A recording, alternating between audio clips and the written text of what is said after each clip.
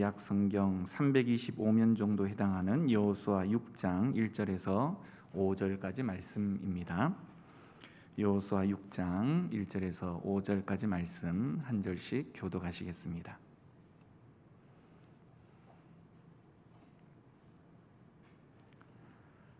구약 325면 정도 해당하는 여호수아 6장 1절 제가 먼저 읽습니다. 이스라엘 자손들로 말미암아 여리고는 굳게 닫혔고 출입하는 자가 없더라.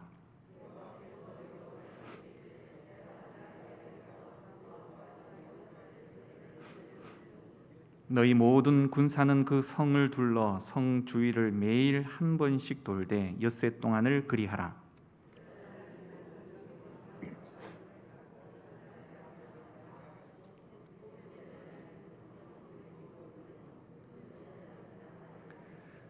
오절 같이 합니다. 제사장들이 양각 나팔을 길게 불어 그 나팔 소리가 너희에게 들릴 때에는 백성은 다 큰 소리로 외쳐 부를 것이라. 그리하면 그 성벽이 무너져 내리리니 백성은 각기 앞으로 올라갈지니라 하시매. 아멘. 우리는 종종 신앙생활을 세상살이와 비슷할 것이다 라고 생각을 합니다. 그래서 무엇이든지 열심히만 하면 사람에게나 하나님에게 인정을 받고 또한 구원도 취득하는 것으로 오해할 때가 있다라는 것이죠. 새가족부를 섬길 때 한 새가족분께서 이 성실교회 이름을 두고 이 교회는 부지런한 분만 나오시는 것 같아 굉장히 부담스럽습니다. 이런 이야기를 하셨습니다. 이 성실의 뜻을 성령의 열매가 아니라 근면으로 착각한 데서 비롯된 에피소드였지만, 믿음도 사회생활처럼 열심히만 섬겨서 덕을 쌓고 하나님 마음을 감동시켜서 복을 쟁취한다라는 생각은 참으로 오해 중에 오해인 것 같습니다. 저희 모친께서는 오랜 세월 불공을 들이며 살아오신 분이십니다. 매일 아침 정한수를 상에 떠올리고 하늘을 향해서 손바닥 껍질이 벗겨질 정도로 비벼대었던 분이십니다. 그런 모습을 보고 자란 저는 참 정성이 대단하시다, 내가 부처라도 벌써 그 마음의 소원을 다 들어주었겠다라고 생각할 정도였습니다. 눈에 흙이 들어가기 전까지는 절대로 종교를 바꾸지 않겠다던 분께서 하나님의 특별하신 은혜로 하루아침에 생명보다 중요시 여기셨던 그 지주대를 갈아치우시고 교회에 출석하기 시작을 하셨습니다. 갓 신앙생활을 시작하신 분께서 30여 분 거리의 교회를 눈이 오나 비가 오나 이 새벽 예배를 그 누구보다 가장 먼저 가셔서 이 차가운 마룻바닥에 꿇어 엎드려 기도를 하셨죠. 여러분 대단하지 않으십니까? 그런데 실상은 몸만 절에서 교회로 옮겼을 뿐이지 그의 마음속에는 신은 공을 들여 감동을 시키고 복을 따내야 한다라는 그 생각은 변하지 않았기에 그 동기로 인해서 그렇게 열정을 발휘하셨다라는 것입니다. 사랑하는 여러분, 우리가 걸어야 하는 길은 이 세상과는 본질적으로 전혀 다른 길임을 우리는 알아야 합니다. 그것을 모르면 우리는 엉뚱한 결과를 맞이하게 된다라는 것이죠. 애는 애대로 쓰고 결과는 허망함을 맛보아야 한다라는 것입니다. 오늘 말씀 중에 우리의 믿는 바가 무엇인지를 좀 확실히 하는 것을 통해서 이 바른 믿음의 길을 우리 모두가 함께 걸어갈 수 있기를 간절히 축원드립니다. 여러분은 전쟁 영화를 좋아하시는지 모르겠습니다. 총알이 막 날아들고 부상자의 비명소리와 시신들이 즐비하며 쌍방간에 밀고 당기는 이런 치열한 상황은 사실상 극도의 긴장감을 유발시키죠. 특히 이 재래식 무기를 사용하던 과거의 전투들은 더욱 치열하였습니다. 성을 중심으로 해서 정복하느냐 방어하느냐라고 말하는 것은 한 국가의 존폐를 좌우했다라는 것이죠. 그래서 때로 전쟁의 주군인 남성들뿐만이 아니라 때로 여성들까지 동참해서 돌이라도 날라서 성 밖의 적들에게 던지거나 뜨거운 물을 뿌려대어서 성을 방어하기까지 하였습니다. 오늘 그러한 치열한 전쟁을 앞두고 긴장에 휩싸인 가나안 땅에 이제 막 발을 들인 이스라엘과 그들을 막아내어야 하는 여리고 사람들을 우리는 보게 되어집니다. 공격하는 입장의 이스라엘은 사실상 방어하는 전력보다 몇 배의 군사력과 신출기묘한 전략이 필요한 상황에서 어떻게 이 전쟁을 준비하는지 한번 우리가 잘 살펴보기를 원합니다. 여리고성 전투는 이 약속의 땅을 향한 가나안의 첫 전투였습니다. 여호수아 1장부터 5장까지의 내용을 가만히 여러분들이 시간이 나시면 한번 살펴보시게 되시면 그들은 가나안 이 전쟁을 위해서 정탐꾼을 여리고성에 보내고 또 할례를 행하고 유월절을 지키고 언약궤를 내세웁니다. 여러분 잘 한번 보시기를 원합니다. 이 제가 말씀드렸던 준비들 가운데에 실질적으로 직접 싸우는 이 전쟁과 어울리는 내용은 오직 정탐꾼을 파송했다라는 것, 이것 하나밖에 없습니다. 이 모든 것들이 전쟁을 앞둔 이스라엘에서 시행되어졌다라는 사실은 좀 의구심이 들 만한 내용이다라는 것이죠. 시험을 친다는 아이가 공부는 안 하고 전혀 엉뚱한 종이접기만 하고 있다면 말이 되시겠습니까? 이렇게 비상식적으로 전쟁을 준비했으니 과연 이 전쟁은 도대체 어떤 모양새가 되어질까 좀 흥미롭다라는 것이죠. 물론 이 내용을 우리는 자주 들었기 때문에 큰 감동이 없을지도 모르겠지만 하나씩 살펴보면 하나님의 마음을 읽어낼 수 있는 그런 은혜가 있다라는 것입니다. 사실 이스라엘도 굉장히 긴장을 했을 것입니다. 전혀 다른 방식의 전쟁을 치러내어야 할 판이기 때문인 것이죠. 이전의 광야 시절과 지금의 가나안에서의 전투 양상은 완전히 좀 바뀌었습니다. 공격해오는 적들을 방어하는 이 전쟁을 했던 광야의 전투가 이제는 성들을 하나씩 점령해 나가는 공격형 전투로 이제 양상이 바뀌게 되는데요. 가나안의 적들이 훨씬 강한데도 이스라엘은 공격적에 서 있다라는 것입니다. 이것은 여러분들이 혹시 축구를 좋아하시는지 모르겠습니다만 지금은 우리 한국 축구가 많이 실력이 높아졌습니다만 이전 내용들처럼 이 월드컵 축구 경기 가운데에 우리나라가 축구의 명문가인 영국이나 브라질과 같은 강팀을 상대로 해서 공격형 축구를 해야 한다라는 그 어려움과 오늘의 양상은 비슷하다라는 것입니다. 여리고는 그 규모에 비해서 매우 비중이 컸는데요. 좋은 샘들을 가진 오아시스 지대인 만큼 일찍부터 개발된 고대 도성이자 전략적 위치상 가나안의 이 방어 거점으로서 군사 요충지입니다. 뿐만 아니라 가나안 중부로 통하는 교통의 요지이기도 하였다라는 것이죠. 따라서 이스라엘은 이 가나안 민족들의 연합을 사전에 차단을 하고 가나안 정복의 주요한 교두보를 확보하기 위해서는 반드시 이 성을 장악할 필요가 있었다라는 것입니다. 이스라엘은 이미 여리고성의 그 명성을 잘 알고 있었고 그 사실 여부를 확인하기 위해서 정탐꾼까지 파견을 하였습니다.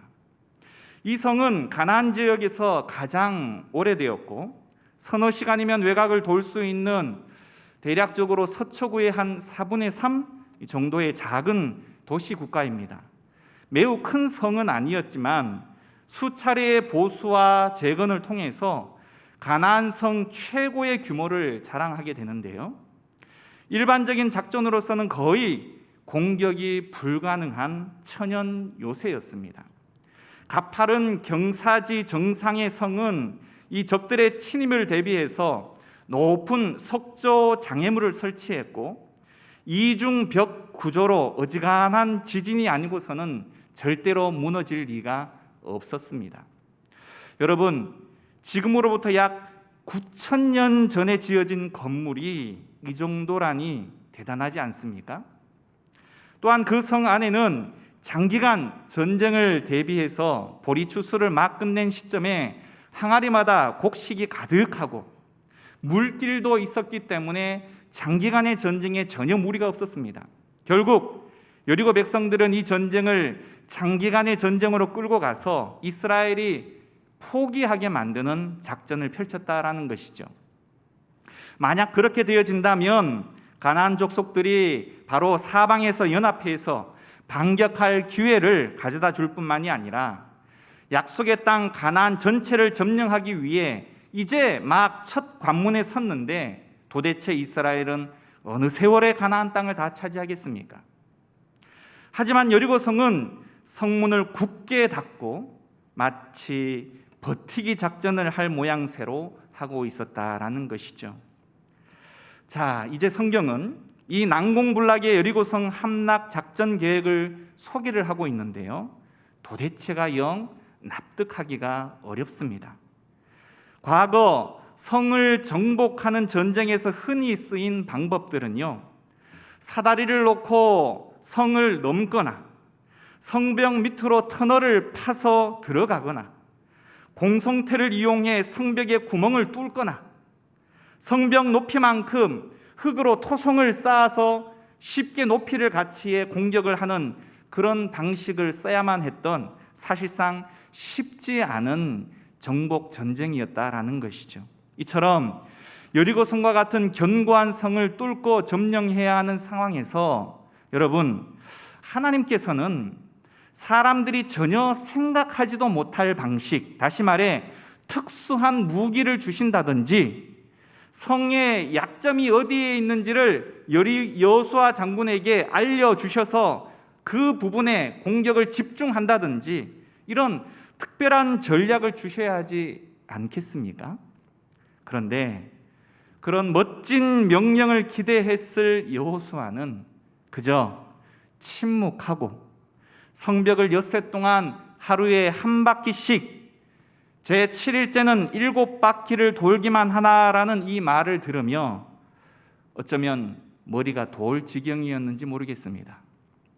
사실 여호수아도 이 작전 명령이 굉장히 황당했을 텐데, 이제는 그 명령을 듣고 이스라엘 백성들에게 고스란히 그 명령을 전달해야 하는 그의 입장은 또한 어떠했을까요? 그 명령을 또한 전해 들은 이스라엘 백성들의 심정은 어떠했을까요? 과연 성경 기자는 도대체 이 여리고 전투에서 무엇을 말하려고 하는 것일까요? 먼저 1절에서는 여리고 성 안의 사람들도 초긴장 상태로 경계태세에 들어간 것을 우리는 잘 알 수가 있습니다.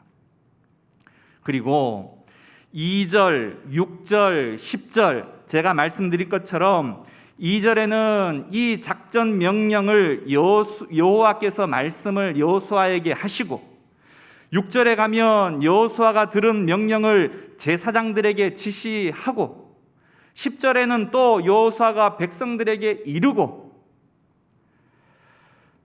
여러분, 가만히 한번 보시기를 바랍니다. 사실 우리가 기대하는 것은 이 전쟁이 어떻게 진행되는지가 굉장히 궁금한데, 성경은 지리멸렬하게 명령과 전달을 장황하게 서술만 하고 있습니다. 액션이 전혀 없습니다. 말만 무성하다라는 것이죠. 전쟁의 과정 또한 그저 빙빙 성 주변만 돌 뿐입니다. 여러분 잘 보시면 6장에 있어서 성벽이 무너진 것에 대한 보고는 단 한 절, 6장 20절밖에 없습니다. 그러면 이 쌍방간의 전쟁의 과정이나 결과보다 준비 과정이 이렇게 장황하게 묘사되어 있는 이유가 무엇이냐라는 것이죠. 성경은 하나님이 말씀하시고 그 내용을 여호수아가 듣고 다시 제사장들과 백성들에게 전했고 들은 내용대로 백성들이 순종했다라는 것을 강조하고 있습니다. 다시 말해 백성들이 들은 말씀대로 그대로 순종했더니 결과는 단 한 절만 필요했다는 거예요. 그 결과는 이미 예견된 결과였다는 것입니다. 순종만 하면 어떻게 된다고요? 승리한다는 것입니다. 그래서 저자는 승리를 어떻게 했는지, 성벽이 무너지면서 사람들이 어떻게 소리를 질렀는지, 시체들이 어떻게 널브러졌는지 전혀 관심이 없습니다. 무엇 했더니 무너졌다라는 것이죠. 2절을 보면 조건을 걸고 그에 상응하는 보상이 뒤따르는 것이 보통의 상례인데 지금의 장면은 이미 끝난 결과를 이야기하고 있습니다. 먼저 선언을 하시는 것이죠. 주겠다는 것입니다. 그러면서 4절을 보시면 여러분 우연이라고 치기에는 이상할 정도로 반복되어지는 것이 있습니다. 뭘까요? 4절 안에 숫자 7이 반복되어 나타납니다. 숫자 7이 여러분 이 4절 한 절 안에만 몇 번 나오죠? 제가 어려운 질문을 드렸네요. 4번이나 나옵니다. 다른 형태로 나오기는 하지만 4번씩이나 한 절 안에 숫자 7을 소개하고 있습니다. 하나님의 숫자라고 말하는 분명한 명시는 성경의 그 어느 곳에도 실에 대한 내용들을 밝히고 있지는 않지만 하나님의 특별한 목적을 나타내는 데 쓰인다라는 것은 틀림이 없죠. 다시 말해 이 전쟁은 하나님의 전쟁이라는 것을 저자는 의도적으로 나타내고 있는 부분입니다. 따라서 이 전쟁은 처음 준비부터가 이 상식적이고 일반적인 전쟁과는 다른 것이고 다시 말해 여호와의 전쟁이자 영적인 전쟁이다라는 것을 독자에게 은근히 보여주고 있다는 것이죠. 3절부터 5절을 통해서 이미 전쟁의 그 시나리오는 전부 다 나와 있습니다. 이렇게 해 그냥 나만 따라와 이게 아니죠. 하나님은 약속했고 그 약속대로 이행하셔서 이스라엘에게 승리를 안겨주는 것이고 이스라엘은 명령대로 그대로 순종하는 것입니다. 어느 것 하나 이것 하나 정도는 우리 마음대로 이게 없다는 것입니다. 문제는 이 성이 참으로 견고하게 세워져서 어지간해서는 점령할 수가 없는데 고작 주신 그 전략이 성 주변을 돌면서 소리나 지르는 것으로 성이 무너질 것을 기대하고 전쟁을 치른다는 것은 여러분 우리가 지금 믿음의 내용을 통해서 이것을 보니 이해가 갈 수 있을지는 모르겠지만 당시 현장에 여러분이 그 자리에 계신다면 어린애 장난도 아니고 목숨을 내건 이 모험을 여러분 같으시면 하시겠습니까? 성 안에서 언제 화살이 날아올지 언제 돌이 날아올지 알 수 없는 그 상황에서 아무것도 모른 채 성을 빙빙 돌 수 있는 그 담력이 여러분들 가운데 있으시겠습니까? 어지간한 믿음이 없으면 도저히 할 수가 없고 설사 믿음이 있어도 쉽지 않은 결단이자 행동이었다라는 것입니다. 여러분 안다고 다 할 수 있습니까? 알아도 쉽게 발이 떨어지지 않아서 못하는 일들이 우리의 삶들 가운데 얼마나 많습니까? 결국 이들의 순종은 사실상 어마어마한 순종이었다라는 것입니다. 믿음의 말과 행동은 때로 이상적이고 비상식적으로 느껴질 때가 많이 있습니다. 그만큼 힘들고 어려운 결단과 삶이 필요하다라는 것이죠. 결국 하나님이 우리 믿음의 사람들에게 요구하시는 삶은 믿음으로만 가능한 일들입니다. 차라리 화끈하게 돌격 앞으로 어쩌면 이게 더 쉬웠을지 모를 일이죠. 화끈한 행동만이 믿음이라고 생각하는 이들에게는 그래서 오늘의 이 말씀은 좀 의아하게 들릴 수 있을지도 모르겠습니다. 때로 하나님은 이해할 수 없을 정도로 우리에게 기다림을 요구하십니다. 힘이 있는데도 쓰지 않고 기다리게 하실 때가 있다는 것이죠. 힘이 없어서 어찌할 수 없을 때보다 힘이 있는데도 기다려야 하는 경우가 더 어렵고 힘들다는 것입니다. 주님은 충분히 그 수모의 십자가에서 내려와 자신을 멸시한 자들과 집행관들을 쓸어버리실 수 있으셨지만 친히 고통의 십자가를 지셨습니다. 네가 만약 하나님의 아들이어든 십자가에서 내려와 보라, 조롱을 받으셨지만 묵묵히 그 십자가를 지셨다는 것이죠. 그것이 진정한 용기이고 사랑이다라는 것입니다. 여리고 성을 돌기만 하는 모습을 지켜보던 이 성 안의 여리고 사람들은 그 당시에 어땠을까요? 의구심을 넘어서 어떤 이들은 이스라엘을 조롱했을지도 모르겠습니다. 하루 이틀도 아니고 밤에 야습으로 공격을 하는 것도 아니고 그저 성벽만 도는 그들을 보면서 사실상 두려움도 있었겠지만 그들을 향해 조롱도 하였을 것입니다. 우리가 말씀을 듣고 인내로 순종을 할 때 세상은 잘 참는다 이렇게 박수 쳐주지 않는다는 것이죠. 그럴지라도 우리 믿음의 사람들은 그 모든 순간들을 견뎌내야 한다는 것입니다. 힘이 없어서가 아니라 하나님의 더 큰 약속을 신뢰하기 때문이다라는 것입니다. 여리고 성은 여러분이 다 잘 아시다시피 조금씩 서서히 무너지지 않았습니다. 사날 이후에 벽에 금이 좀 가고 벽돌도 좀 몇 개가 좀 빠지고 이랬다면 이스라엘 백성들이 신이 나서 훨씬 순종하기가 더 쉬웠지 않았을까요? 하지만 너무나 야속하게도 마지막 날까지 돌 하나 꿈쩍하지 않았고 작은 조짐 하나 발견되지 않았다는 것입니다. 인내라고 말하는 것은 이런 것입니다.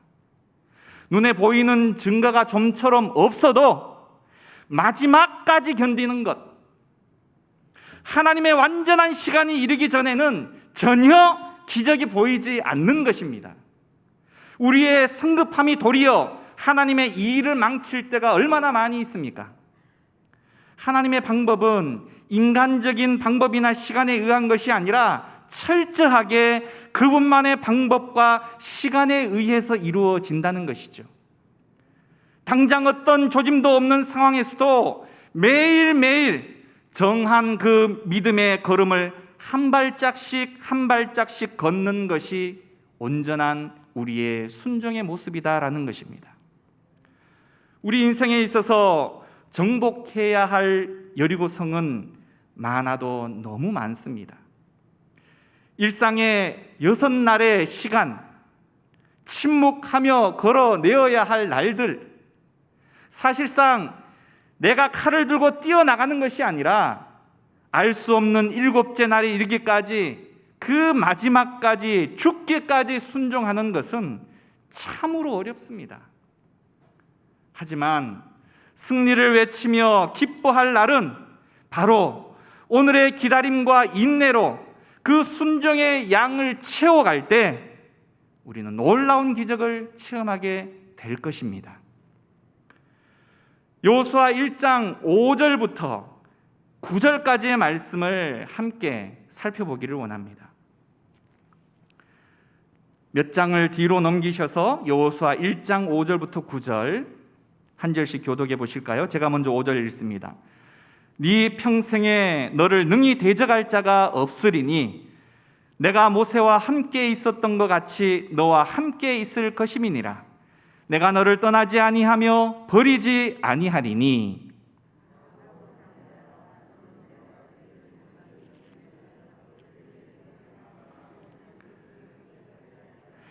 오직 강하고 극히 담대하여 나의 종 모세가 네게 명령한 그 율법을 다 지켜 행하고 우로나 좌로나 치우치지 말라. 그리하면 어디로 가든지 형통하리니.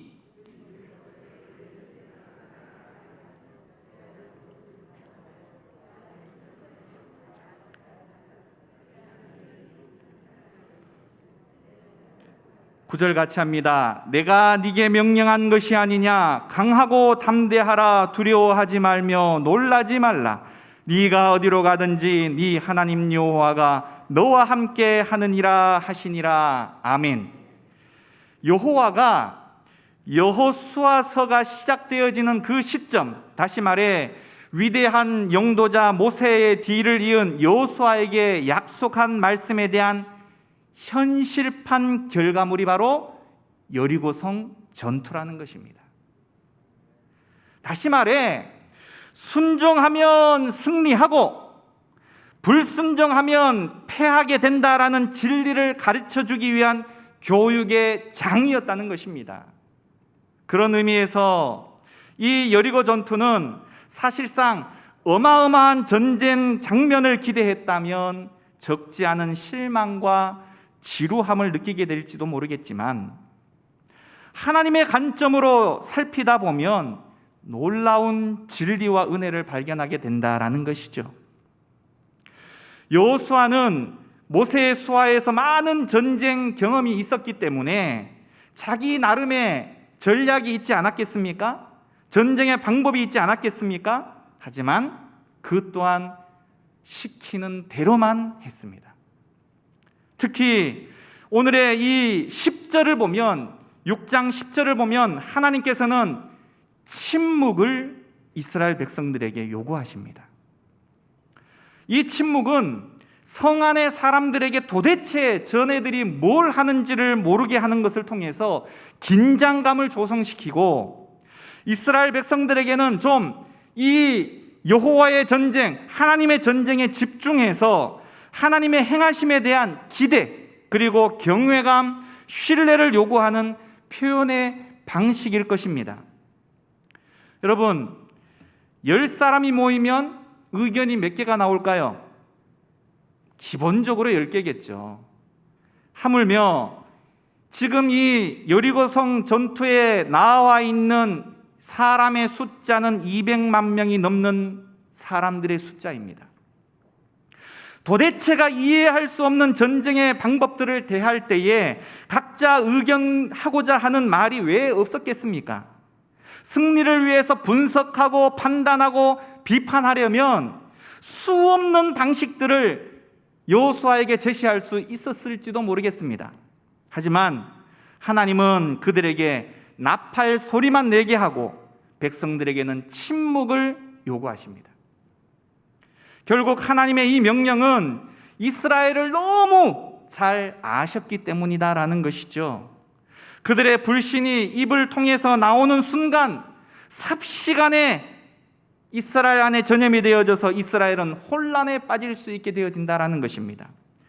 천차만별의 믿음의 분량들이 그 가운데 있었기 때문에 한 사람이라도 마음속으로 이상한 마음으로 생각만 하고 있다가 어느 날 갑자기 몇 바퀴 돌다가 옆 사람 옆구리를 툭 치면서, 야, 이렇게 돈다고 성이 무너지냐? 돌다가 내가 돌겠다. 이러면 그 부정적 감정이 순식간에 이스라엘 가운데 퍼지게 되어질 것입니다. 발 없는 말이 천리 가듯 그들의 마음에 심각한 부정적 동요를 일으킬 수 있다는 것이죠.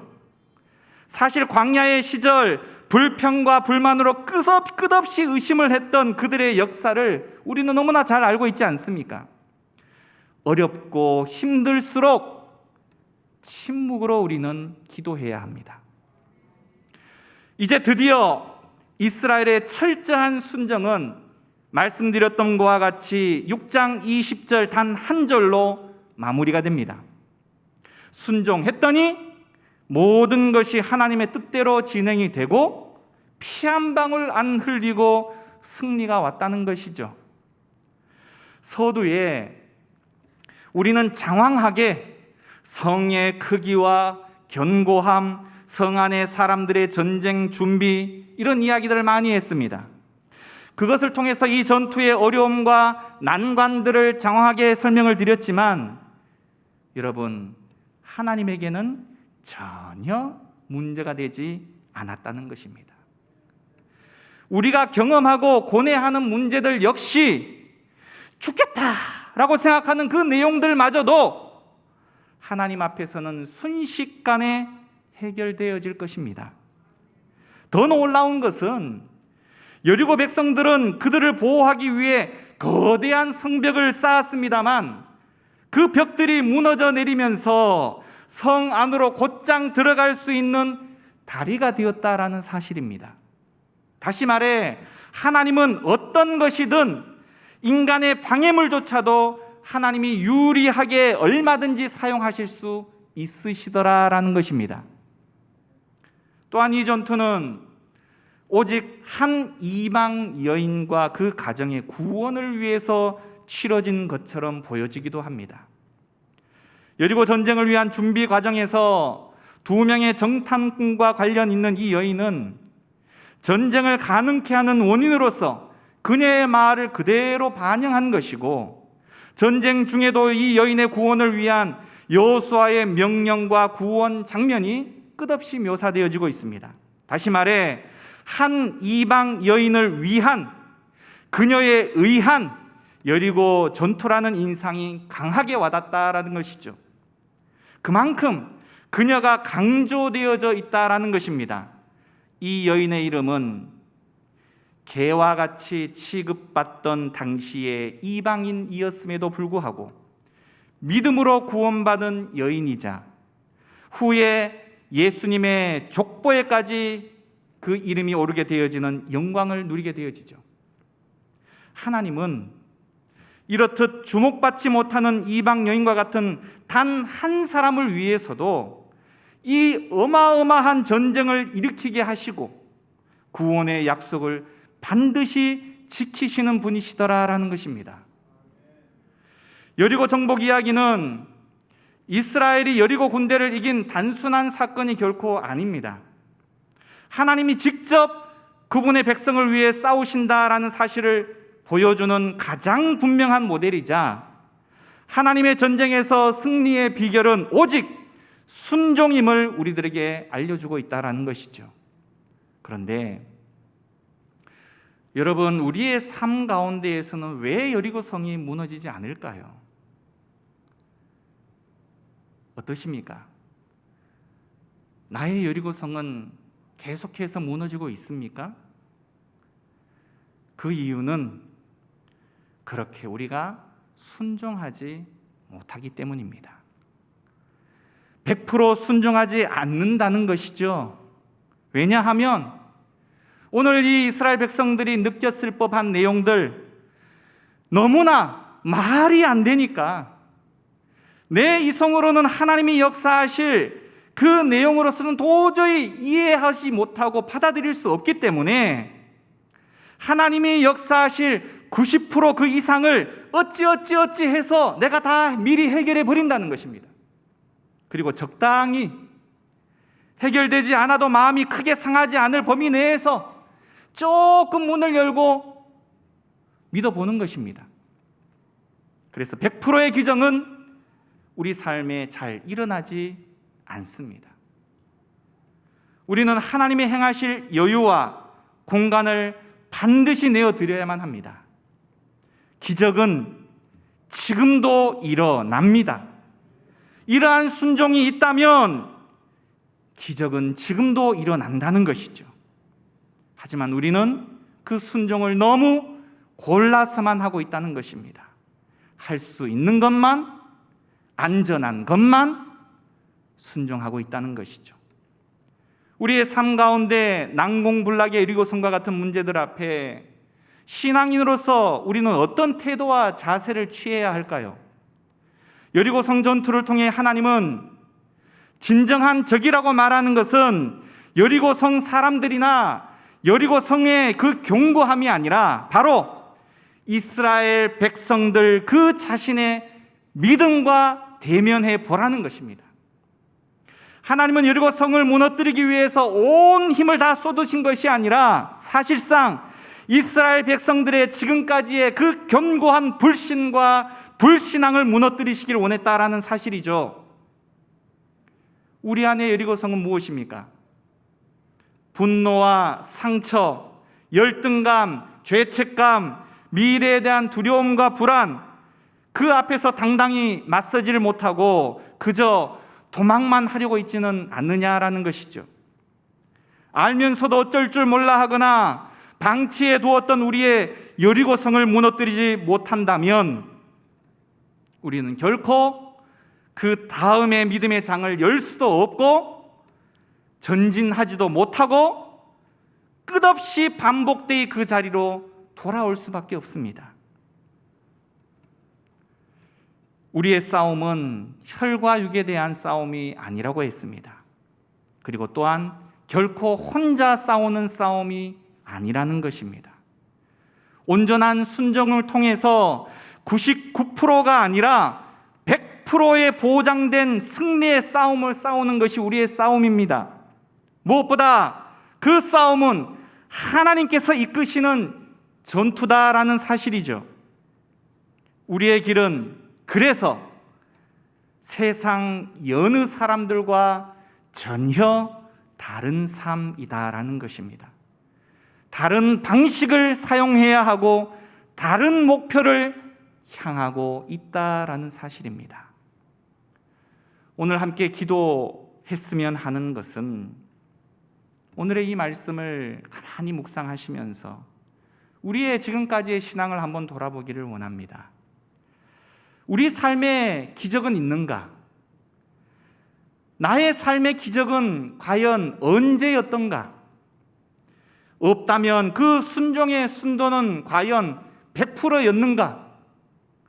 하나님의 거룩함이 내 안에 있는가? 이 부분에 대해서 철저히 우리를 돌아보아야 할 것입니다. 없다면 이 시간 가슴을 찢는 통회의 마음으로 하나님 앞에 회개해야 하지 않겠습니까? 이 시간 그 결단의 기도를 함께 드리시길 원합니다. 기도하겠습니다. 하나님 아버지,